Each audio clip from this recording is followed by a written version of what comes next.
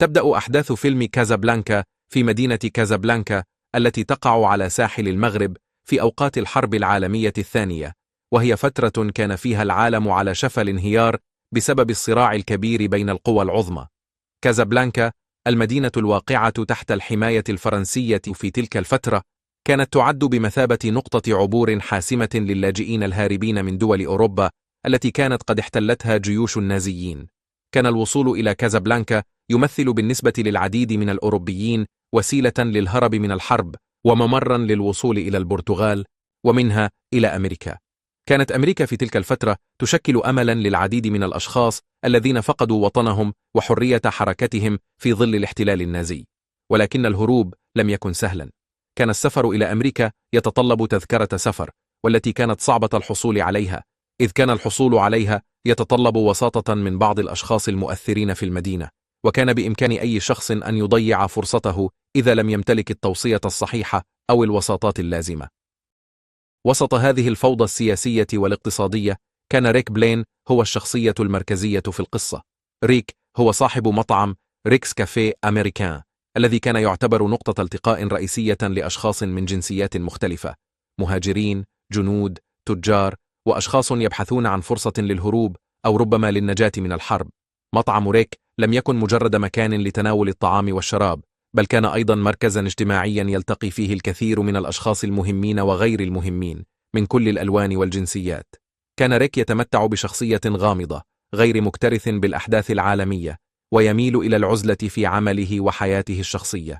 كان يبدو أن كل ما يهمه في حياته هو كسب المال، لا يهتم بالسياسة ولا يشارك في أي نوع من الأنشطة التي قد تعرضه للخطر. كان ببساطة رجل أعمال، لكن خلف تلك القشرة الباردة كان هناك شخص آخر يعاني من الألم والمشاعر المخبأة. في هذه الأجواء المشحونة يحدث ما يغير مجرى الأحداث. يدخل إلى حياة ريك رجل يدعى أشرف، وهو أحد رجال المافيا الذين يعملون في المدينة، ويطلب من ريك خدمة غير عادية. يطلب أشرف من ريك أن يحتفظ بتذكرتين للسفر كان قد حصل عليهما بطريقة غير قانونية. كانت هذه التذاكر مهمة جدا لهؤلاء الذين كانوا يحاولون الهروب من كازابلانكا، ويبدو أن هذا الرجل يثق في ريك بشكل كاف ليترك له التذاكر. هذه التذاكر ستباع في السوق السوداء بمبالغ ضخمة، لكن المشكلة تكمن في أنها قد تكون موضع مراقبة من قبل الشرطة أو السلطات النازية التي كانت تسيطر على المنطقة. ريك يوافق على الاحتفاظ بالتذاكر في مطعمه في البداية لأنه يرى فيها فرصة لتحقيق مكاسب مالية، لكنه لم يكن يدرك أن هذه التذاكر ستكون بداية سلسلة من الأحداث التي ستغير حياته إلى الأبد. تبدأ التوترات في التصاعد حينما يقبض على أحد الرجال الذين كانوا يحملون التذاكر أثناء محاولتهم السفر عبر المدينة. أصبحت التذاكر أكثر قيمة، ولكن أيضا أكثر خطورة. في نفس الوقت كانت الأحداث السياسية تتسارع. على الرغم من أن ريك كان يفضل الابتعاد عن السياسة، إلا أن الأوضاع حوله بدأت تفرض عليه اتخاذ موقف. القوات الألمانية كانت تسيطر على العديد من الأراضي الأوروبية، وقد فرضت نفسها في كازابلانكا من خلال قوة الاحتلال النازي، مما جعل المدينة في حالة ترقب دائم. كان العقيد لو رئيس الشرطة الفرنسية في المدينة يعمل بجد للحفاظ على النظام وفقا لتعليمات الألمان، وكان يراقب كل شيء عن كثب. وبتوجيهات الألمان أصبح العقيد لو يهتم بشكل خاص بمنع فيكتور لازلو المناضل التشيكي الثوري من مغادرة المدينة.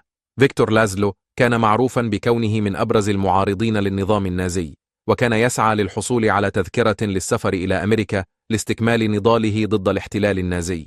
فيكتور كان قد وصل للتو إلى كازابلانكا برفقة زوجته إلسا، وكان يسعى بكل جهده للحصول على تذاكر السفر التي كانت طريقه الوحيدة للهروب من القبضة النازية.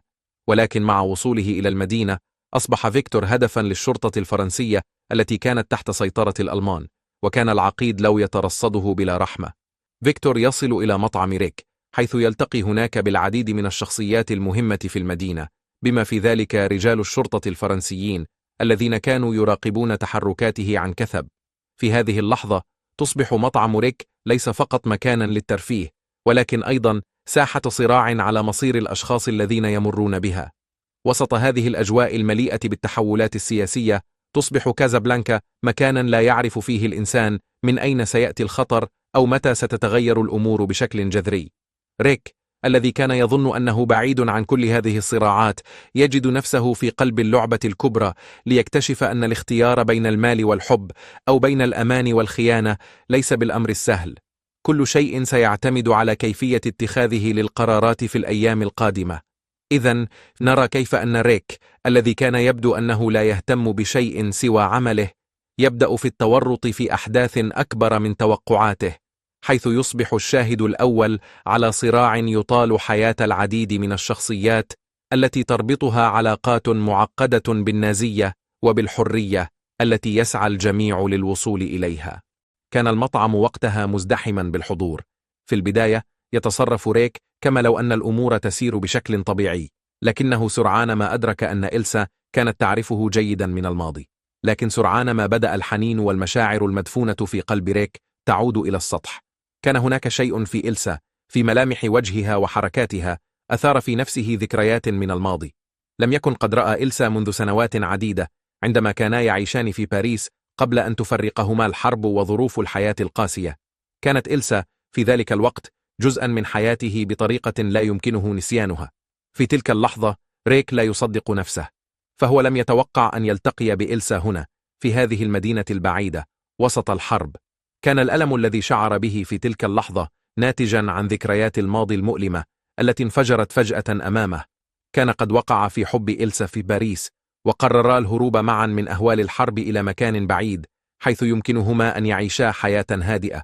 لكن الأمور لم تسر كما كان متوقعا، فبينما كان ريك في انتظار إلسا في محطة القطارات في باريس، أخبرته رسالة غامضة أنها لن تقدر على السفر معه، وأنه يجب أن ينسى كل شيء. عندما قرأ رسالة إلسا في تلك اللحظة كان قلبه قد انكسر. لم يكن هناك وقت للتفكير أو للاحتجاج.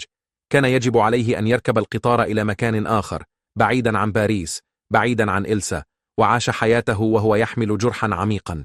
وبينما كان ريك يواصل النظر إلى إلسا من بعيد في مطعمه، كان قلبه ينبض بشدة وكأن الزمن قد عاد إلى الوراء. لكن الأمور الآن مختلفة. لم يعد ريك ذلك الشاب الطيب الذي كان يحلم بالحب والهدوء، بل أصبح رجل أعمال متورط في صراعات أكبر من شخصه، ولا يمكنه أن يتحمل مجددا الأوجاع العاطفية التي رافقته في الماضي. كان العقيد قد تلقى أوامر من القوات النازية بمنع فيكتور من مغادرة المدينة بأي حال من الأحوال. لكن الأمور تعقدت أكثر عندما اتضح أن إلسا زوجة فيكتور هي التي كانت تربطها علاقة مع ريك في الماضي.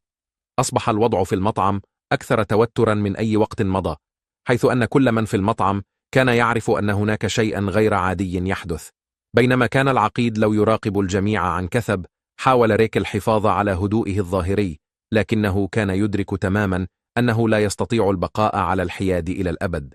كان يعلم أن فيكتور لازلو يمثل خطرا كبيرا على السلطات الفرنسية والألمانية، كما كان يعلم أن إلسا تمثل جزءا من ماضيه والذي ترك فيه آثارا عميقة لا يمكن محوها. كان يشهد عودة المشاعر القديمة، تلك التي تركت له جرحا عاطفيا لم يلتئم حتى الآن. بينما كان ريك يجلس في زاويته في المطعم، كان يشعر بتعقيدات أكبر. كان قلبه مترددا بين مشاعر الحب القديمة وبين الفهم الواقعي بأن إلسا أصبحت الآن زوجة فيكتور. لكن الأسئلة التي كانت تدور في ذهنه لا تقتصر على هذه النقطة فحسب، بل كانت تتعلق بموقفه تجاه العالم وتجاه الأشخاص الذين دخلوا حياته دون استئذان. لقد جعل هذا اللقاء ريك يواجه تساؤلاته الداخلية. كيف سيواجه ماضيه مع إلسا؟ وهل سيبقى حياديا كما كان دائما، أم أنه سيحارب من أجلها ومن أجل الحب الذي كان بينهما في الماضي؟ كانت خياراته محدودة، وكان يشعر أن الحرب وليس الحب هي التي تفرض نفسها على هذا العالم المضطرب. في تلك اللحظة قرر ريك أن يساعد فيكتور وزوجته، لكن ليس لأنه يريد أن يستعيد حبه القديم مع إلسا، بل لأن الأمور أصبحت أكبر من مجرد علاقة عاطفية. كان لديه قناعة أن العالم كان بحاجة إلى التغيير، وأنه قد يكون قادرا على لعب دور في هذا التغيير. ربما لم يكن ريك يمتلك الحلول لكل شيء، لكن كان لديه القدرة على اتخاذ القرار. كان يجب عليه أن يختار الآن، إما أن يظل كما هو كما كان في الماضي، أو أن يتحرك نحو المستقبل متحديا الظلم والنازية.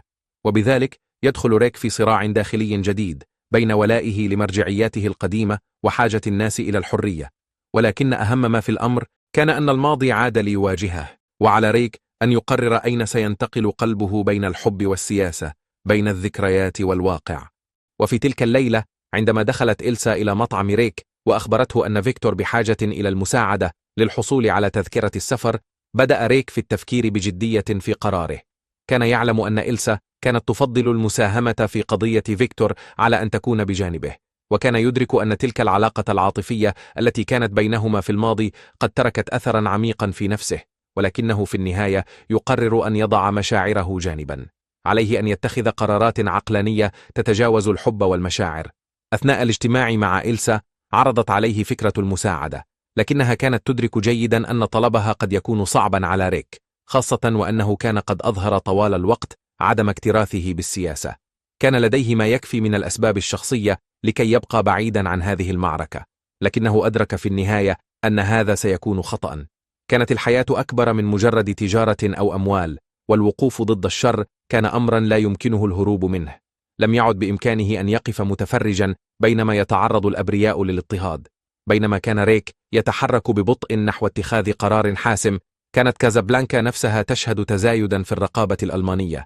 كان العقيد لو يضيق الخناق أكثر فأكثر على الثوار والمناهضين للاحتلال النازي. كان يراقب جميع المواقف عن كثب، وأصبح أي خطأ صغير قد يكلف الشخص حياته. وبالفعل بعد بعض الاجتماعات السرية مع بعض الأفراد المعارضين في المدينة، بدأ ريك في ترتيب خطة لمساعدة فيكتور وزوجته على الهروب. في النهاية حسم ريك قراره، فبدلا من الانتظار للوقت الذي قد لا يأتي أبدا، قرر أن يساعد إلسا وفيكتور بأي ثمن. كانت هذه لحظة فاصلة في حياته، حيث أصبح يعلم أن قراره لن يغير فقط حياة إلسا وفيكتور، بل سيغير أيضا حياته هو شخصيا. كان عليه أن يختار بين الخوف من النظام النازي وبين الوفاء لقيمه الإنسانية. في هذه اللحظة أصبح ريك ليس مجرد صاحب مطعم، بل أصبح رمزا للثورة والصراع من أجل الحرية. لكنه لم يكن يعرف تماما كيف ستنتهي الأمور، لكنه كان على استعداد لتحمل العواقب. كان يعلم أن إنقاذ فيكتور وإلسا من كازابلانكا كان يتطلب أكثر من مجرد تذاكر سفر. كان على ريك أن يتعامل مع التحديات المترتبة على مساعدته لهما، لكنه كان يعلم أنه سيضع نفسه في خطر بالغ. في هذه الأثناء كان العقيد لو رئيس الشرطة الفرنسية في كازابلانكا يزداد حدة في مراقبته للثوار والمقاومين الفرنسيين، وكان هو الآخر في صراع داخلي. كان يعلم أن فيكتور لازلو يمثل تهديدا مباشرا لنظام الاحتلال النازي في المنطقة، وكان يعتقد أن القضاء عليه أو القبض عليه سيكون بمثابة ضربة قوية للمقاومة، وكانت معظمها تصب في إطار محاصرة ريك. ومع ذلك لم يتوقف ريك عن مساعدة فيكتور وزوجته. قرر أن يعمل بسرعة أكبر. في تلك الليلة دخلت إلسا إلى مطعم ريك لتبحث عنه. كانت علامات القلق بادية على وجهها، وكان يبدو أنها قد وصلت إلى نقطة انهيار نفسي. حين سألها ريك عن حالها، أجابت بأن الضغوط كانت تتزايد، وأن كل لحظة كانت تمر كانت تعني أن الفرصة للهروب من كازابلانكا تصبح أصعب. حتى مع وجود التذاكر كان لا يزال يتعين عليها وعلى فيكتور مواجهة التحديات التي يفرضها الاحتلال الألماني، مثل المراقبة المستمرة ووجود الجواسيس في كل مكان. وفي محادثة طويلة بينهما اعترفت إلسا لريك بأنها لا تستطيع أن تتخيل نفسها في هذا الوضع بعد الآن، وأنها تشعر وكأنها قد فقدت كل شيء. كان ريك يستمع إليها بتركيز، لكنه في قرارة نفسه كان يواجه صراعا داخليا عميقا. لم يكن بإمكانه أن يتجاهل المدى الذي وصل إليه موقفه. ورغم كل شيء كانت لا تزال زوجة فيكتور. كانت تلك الحقائق تطارده في كل خطوة، لكنه أدرك في نهاية المطاف أنه لا يجب عليه التفكير في نفسه، بل في المصلحة الكبرى. قررت إلسا في تلك اللحظة أن تتحدث مع ريك بصراحة أكبر. أخبرته أن ما تمر به لم يكن مجرد قرار سياسي أو عاطفي، بل كان اختيارا حتميا في مواجهة ما هو أكبر من الجميع. كان عليها أن تختار بين حياة زوجها التي تمثل الأمل والحرية للعديد من الناس، وبين حياتها الشخصية. وقد أعطى ريك لها القوة لتفعل ما هو في صالح الجميع. كان يعلم أن فيكتور يجب أن يواصل كفاحه ضد النظام النازي، وأنه إذا لم يساعده لن يكون له مكان في التاريخ. لكنه أيضا كان يعلم أن هذا الخيار قد يتطلب التضحية بالكثير من الأجزاء التي كانت عزيزة عليه في حياته. ومع حلول الفجر قرر ريك أن يتخذ خطوة نهائية. بعد سلسلة من اللقاءات مع فيكتور وإلسا، اتفقوا على أن يهربوا في أسرع وقت ممكن. تذاكر السفر كانت جاهزة، والأمل كان يتجدد، ولكن العقبة الوحيدة كانت ريك نفسه، الذي كان قد تأثر بعمق بقرار المساعدة.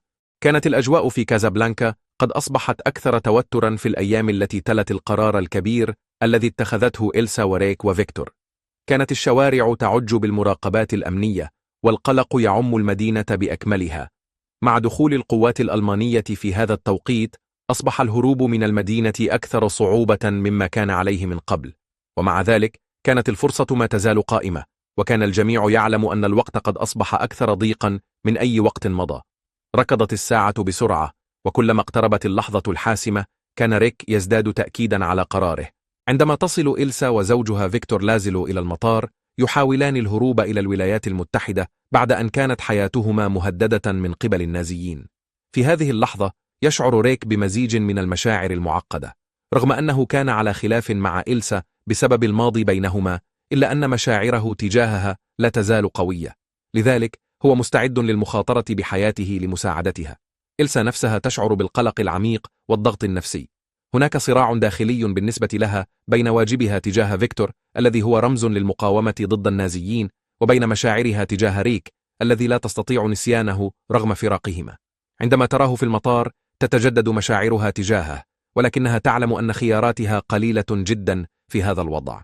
أثناء دخولهم المطار تتعرض عملية الهروب لخطر شديد عندما يظهر الرائد فيلد القائد الألماني القاسي.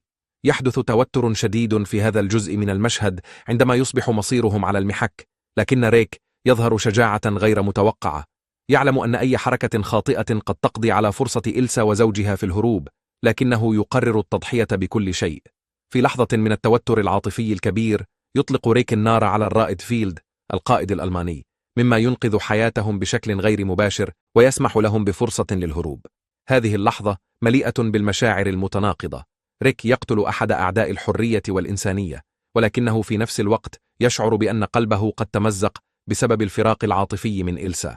اللحظة الأكثر تأثيرا تحدث بعد أن تأكدوا من أن إلسا وزوجها سيكونان في أمان. إلسا التي لا تزال تحب ريك تضطر للابتعاد عنه لتكمل حياتها مع فيكتور بسبب التزامها القوي بقضية زوجها في الحرب ضد النازيين. ريك يخفي مشاعره خلف قناع من القوة والبرود. رغم أنه كان يشعر بالحب تجاه إلسا، إلا أنه يتفهم أنها اختارت فيكتور بسبب الواجب والمسؤولية. في تلك اللحظة يصبح أكثر نضجا ويقرر مساعدة إلسا رغم الألم الذي يشعر به. يظهر ريك نوعا من التضحية الذاتية الحقيقية عندما يقول: هذه هي البداية لصداقة جديدة، حيث يدرك أنه قد وضع مصلحة الجميع فوق مصلحته الشخصية. في النهاية ينجح إلسا وزوجها في الهروب، بينما يبقى ريك في كازابلانكا. يظهر ريك واقفا إلى جانب الشرطي لوك الذي قرر الوقوف إلى جانبه، وهو يشاهد الطائرة التي تقل إلسا وفيكتور وهي تقلع. على الرغم من أن إلسا قد رحلت، يظل ريك راضيا عن قراره وتضحيته، مؤمنا بأن العمل الصحيح قد تم.